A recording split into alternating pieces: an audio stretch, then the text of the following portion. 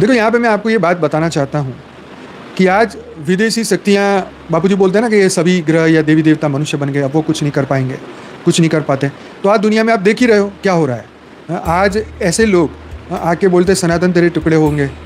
इनको तो उसको मच्छर के साथ कंपेयर कर देते हैं कि मच्छर की तरह मार दो। तो इनके अंदर कौन सी शक्ति आके बोलती है? इसके अंदर कौन सी ऐसी पावर है जो विदेशों से चाबी भरी जा रही है? आप सोचिए, इतनी ताकत कहाँ से आ गई?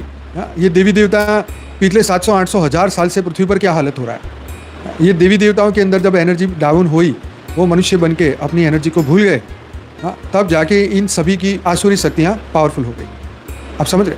आज इनको कोई आके चुप कराने वाला नहीं है। कानून के पास भी शक्ति जैसे उनके हाथों में बंध गई हो।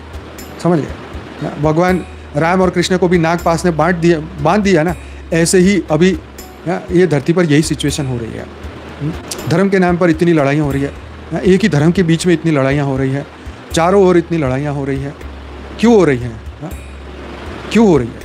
कारण कि देवता सोए हुए हैं। आज वो देवताएं जागे, जो 50% सूक्ष्म जगत में तो है, वो तो बेचारे कुछ ना कुछ कर रहे हैं, लेकिन जो मनुष्य बन गए वो बड़ी गहरी नींद में सो गए। वो देवता जाग जाएं तो फिर इन शक्तियों पे कंट्रोल करना बहुत आसान है।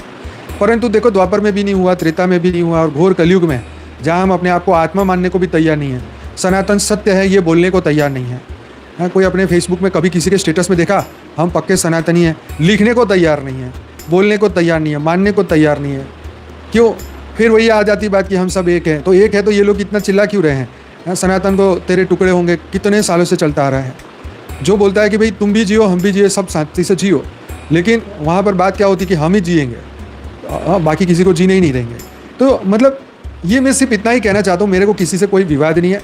हमें तो पता ही है कि ये मृत्यु लोक में अब कोई कुछ कर भी नहीं सकता, बात तो हाथ से निकल चुकी है। अब बस यही है ज़्यादा से ज़्यादा कि ज्ञानी आत्मा ज्ञान प्राप्त करे, मोक्ष प्राप्त करे और यहाँ से जाए।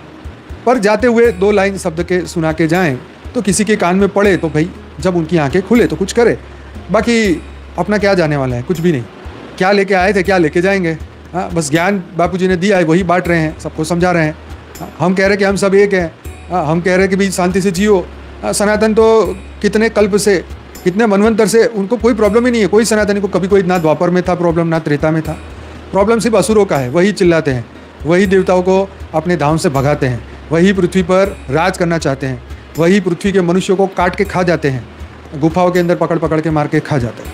तभी ऊपर से देवताओं को आना पड़ता है, नहीं तो उनका कोई ज़रूरत ही नहीं थी।